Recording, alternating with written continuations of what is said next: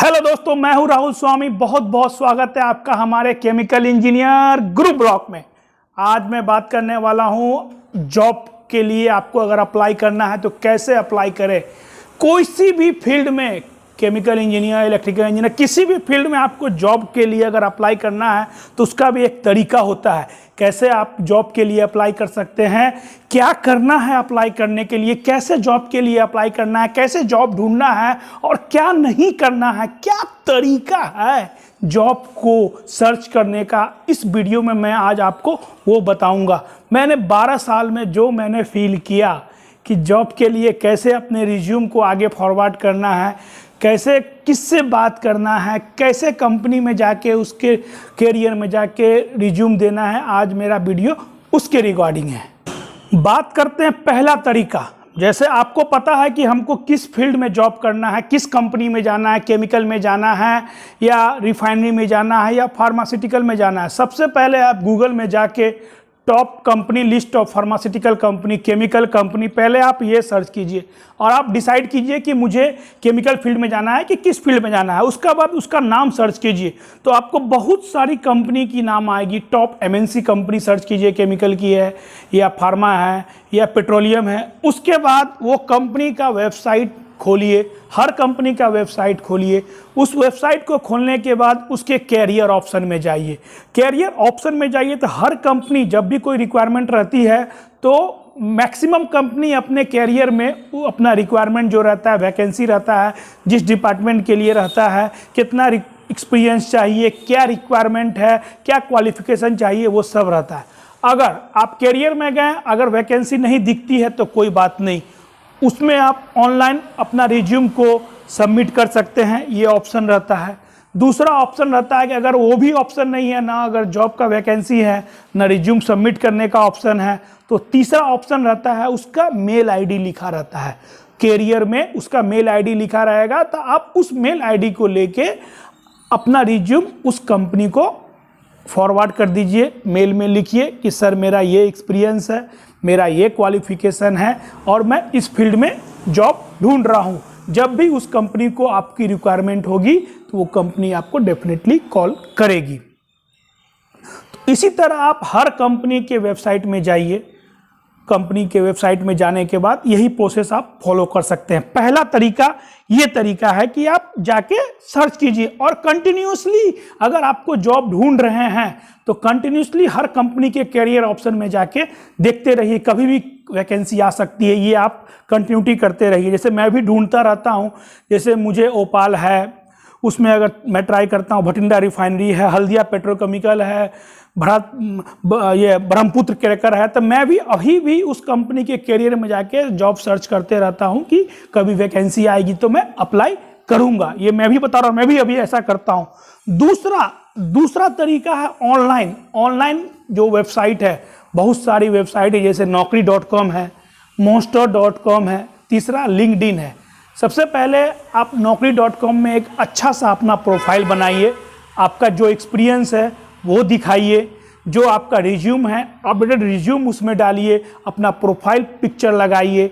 उसके बाद उस लगाने के बाद आपको उसमें एक कीवर्ड रहता है naukri.com में, जो कीवर्ड रहता है ना, कि कीवर्ड में आप अपना जो क्वालिफिकेशन है, जैसे मैंने प्रोडक्शन में काम किया, प्रोजेक्ट में काम किया, कमीशनिंग में काम किया, मैंने यूटिलिटी में काम किया, तो ये सब लिखिए। क्योंकि जो रिक्रूटर रहते हैं ना, वो डायरेक्टली सर्च नहीं करते हैं केमिकल इंजीनियर। वो केमिकल इंजीनियर के साथ आपका जो कीवर्ड है ना, production, chemical engineer production department, ये जरूर डालिएगा। वो ऐसे सर्च करते हैं कि प्रोसेस इंजीनियर, आप प्रोडक्शन इंजीनियर है तो प्रोडक्शन इंजीनियर, प्रोसेस इंजीनियर है तो प्रोसेस। कीवर्ड जरूर मेंशन कीजिए। 15 से 20 कीवर्ड रहता है, चाहे naukri.com में आप प्रोफाइल बनाते हैं या monster में बनाते हैं या लिंक्डइन में बनाते हैं। मैंने तीनों में बना के रखा है। मेरा जो अभी जो कंपनी में सिलेक्शन हुआ है वो 100% naukri.com से ही मेरा रिज्यूम उसने निकाला था और मुझे कॉल आया था। और लिंक्डइन में भी आप कंटिन्यूसली चेक करते रहिए, उसमें भी वैकेंसी आती है, उसमें वैकेंसी में आप अप्लाई कर सकते हैं। naukri.com में भी अप्लाई कर सकते हैं, तो आपको कॉल आएगा। अगर उसको रिक्वायरमेंट रहेगा तो आपका रिज्यूम अगर शॉर्टलिस्ट होगा तो डेफिनेटली आपको कॉल आएगा। अब बात करते हैं तीसरा तरीका। तीसरा तरीका है न्यूज़पेपर में भी वैकेंसी आती है। जैसे गुजरात में हूँ, गुजरात के गुजरात समाचार में मंगलवार, ट्यूसडे, थर्सडे, सैटरडे, उस तीनों दिन जिस कंपनी में वॉक इन इंटरव्यू रहता है वो उसका एडवर्टाइजमेंट उसमें निकालती है। आप उस एडवर्टाइजमेंट देखिए, कहाँ किस कंपनी में वैकेंसी है, क्या रिक्वायरमेंट है, वो उसमें क्लियरली लिखा रहता है एडवर्टाइजमेंट में कि मुझे 3 साल से 6 साल या प्रोसेस इंजीनियर या प्रोडक्शन इंजीनियर की रिक्वायरमेंट है। तो उस रिक्वायरमेंट को देख के आप वॉक इन इंटरव्यू अटेंड कीजिए। या तो आप नहीं जा सकते हैं तो उसमें जो मेल ID लिखा हुआ है वो मेल ID को आप उस पर आप अपना रिज्यूम, अपना जो आपका जो क्वालिफ़िकेशन है, जो भी आपका डिटेल है कि मैं यहाँ इतना साल से काम कर रहा हूँ, 2 लाइन सेंटेंस में लिखने के बाद total experience chemical engineer, subject line में केमिकल इंजीनियर एक्सपीरियंस इतना, इन प्रोडक्शन, अपना रिज्यूम सबमिट कर दीजिए। जो प्रोफाइल के लिए रिक्वायरमेंट रहेगा उसको लगेगा आपका प्रोफाइल बेस्ट है तो आपको वो डेफिनेटली कॉल करेगी। और कंटिन्यूसली आप ऑनलाइन ज़रूर चेक करते रहिए कि क्या वैकेंसी आ रही है और क्या नहीं है। और पचमा क्या है, आप कंसल्टेंसी, फिर भी आपको यहाँ से अगर कहीं से जॉब नहीं मिला तो कंसल्टेंसी खुली हुई रहती है। कंसल्टेंसी में आप जाइए, बहुत सारी कंसल्टेंसी है, अच्छी कंसल्टेंसी भी है। हाँ, वो चार्ज करती है, किसी का रजिस्ट्रेशन चार्ज होता है, कोई 1 महीना का सैलरी मांगता है, कोई हाफ मंथ का सैलरी मांगता है, लेकिन आप उसको वो पैसा तभी दीजिए जब आपको जॉब लग जाए। लेकिन रजिस्ट्रेशन चार्ज एटलीस्ट कम कंसल्टेंसी वाली मांगती है, किसी का 300, किसी का 500। अगर आपको जॉब की रिक्वायरमेंट है, अगर आप जॉबलेस हैं, अगर अच्छी कंसल्टेंसी है तो आप 300 से 500 जो भी उसका कंसल्टेंसी चार्ज है वो आपको स्टार्टिंग में एटलीस्ट पे करना ही पड़ेगा। डेफिनेटली मैंने भी बहुत सारी कंसल्टेंसी को पे किया था, तो आप पे कीजिए, उसमें कोई दिक्कत नहीं है। और कंटिन्यूसली कंसल्टेंसी के कांटेक्ट में रहिए, क्योंकि आजकल जो हो रहा है ना, जो भी कंपनी है वो डायरेक्ट रिक्रूटमेंट नहीं करती है, डायरेक्ट वॉक इन इंटरव्यू नहीं निकालती है।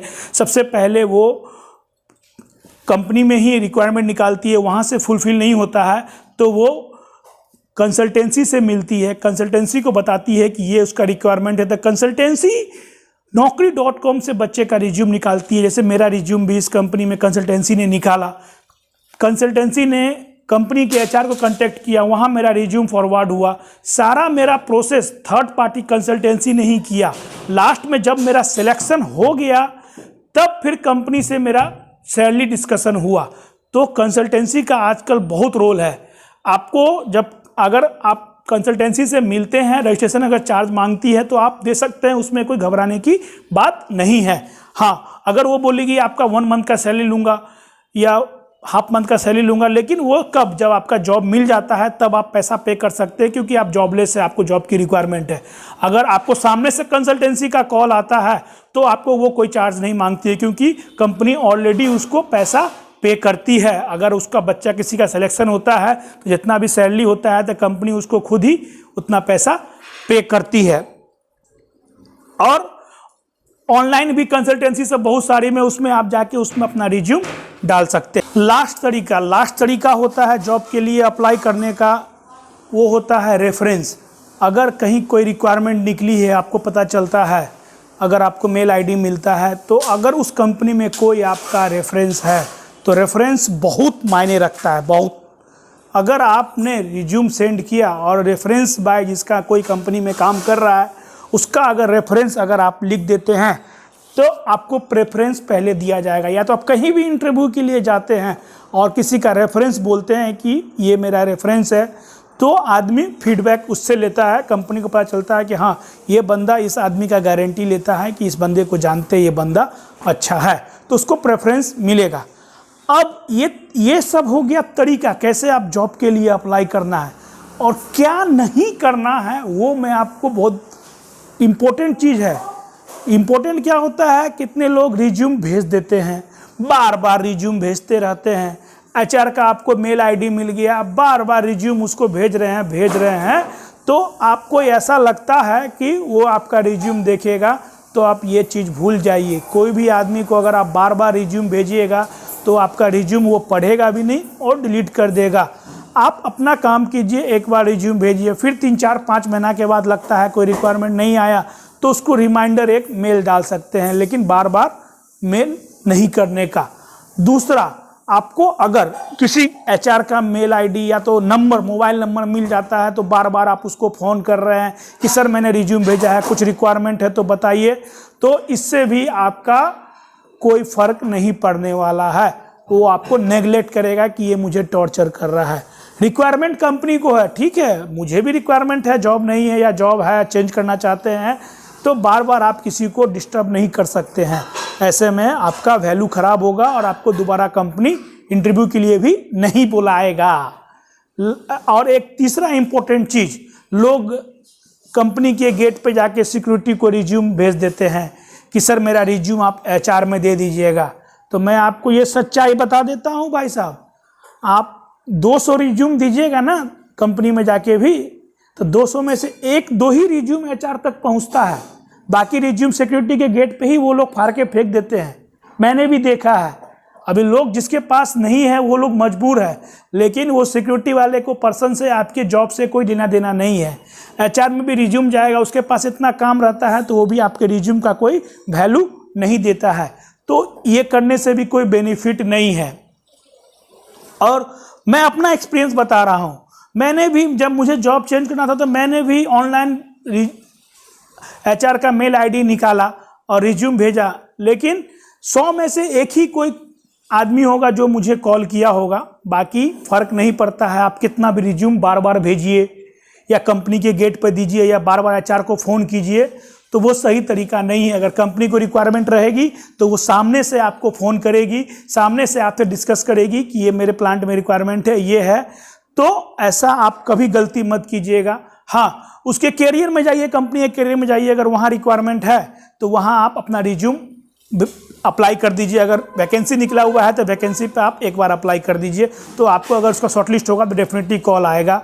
या बार बार किसी कंपनी के एचआर को फ़ोन करना, बार बार मेल करना, गेट पे जाके रिज्यूम देना, या किसी आपको रेफरेंस मिल गया है, किसी आदमी ने आपका रेफरेंस दिया है उस आदमी को जो कंपनी में काम कर रहा है, बार बार उसको फ़ोन करके बोलना साहब कुछ है तो बताइए, सर कुछ है तो बताइए, तो इससे नहीं होने वाला है। मैं आपको सच्चाई बता देता हूँ, कोई भी आदमी अगर किसी भी बड़े पोस्ट पर भी है ना कंपनी में, मैं भी असिस्टेंट मैनेजर के पोस्ट पे काम कर रहा हूँ, मुझे कोई बोलेगा राहुल भाई आप बहुत बड़ी कंपनी में काम कर रहे हो तो मुझे जॉब दिला दो, तो मेरे हाथ में भी कुछ नहीं है, ये सब एचआर डिपार्टमेंट का काम है। हाँ, बस हम रेफरेंस, अगर रिक्वायरमेंट है कंपनी में तो हम रेफरेंस दे सकते हैं, हम भी कुछ नहीं कर सकते हैं। मेरा जीएम भी अगर चाहेगा ना किसी को नौकरी दिला देना अच्छी कंपनी में, तो वो भी उसके बस की बात नहीं रहती है।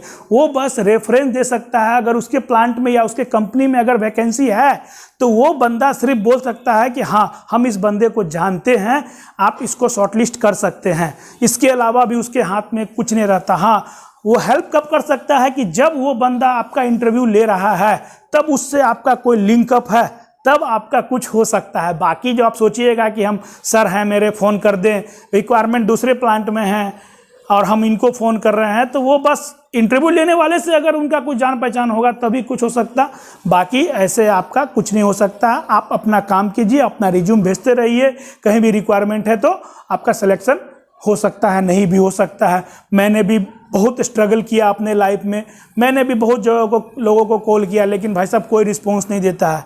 कंसल्टेंसी वाला को भी फ़ोन बहुत करता था, तो अगर रिक्वायरमेंट रहेगा तो 1-2 आपको इंटरव्यू करा देगा यहाँ वहाँ, लेकिन पैसा मांगता है। ठीक है, जब मेरा मजबूरी था तो मैंने भी कंसल्टेंसी वाले को पैसा दिया और इंटरव्यू अटेंड किया, एक जगह मेरा नौकरी भी लगा। तो यही तरीका है नौकरी के लिए, आपको बेस्ट तरीका है। आपको नौकरी के लिए अगर आप सर्च कर रहे हैं तो इसी वे से आप जाइए, कहीं रिक्वायरमेंट है तो आप अपना रिज्यूम ऑनलाइन भेजिए, वॉक इन इंटरव्यू अटेंड कीजिए। जो नहीं करना है वो सबसे पहले याद रखिए और अपना रिज्यूम परफेक्ट रखिए। रिज्यूम में कुछ गलती मत कीजिए, जो आपको पता है रिज्यूम में आप वही बनाइए, क्योंकि रिज्यूम ही आपका पहला इंप्रेशन पड़ता है, तभी आपका रिज्यूम शॉर्टलिस्ट होगा, तभी आपको इंटरव्यू के लिए कॉल आएगा। इसके अलावा आपको अगर कुछ जानकारी है, कुछ क्वेरी है, तो आप इस वीडियो के नीचे लिख के आप हमें बता सकते हैं। जितना मुझे पता होगा मैं बताऊंगा। और बहुत बहुत धन्यवाद हमारा वीडियो देखने के लिए। मैं हूं राहुल स्वामी, बहुत बहुत धन्यवाद।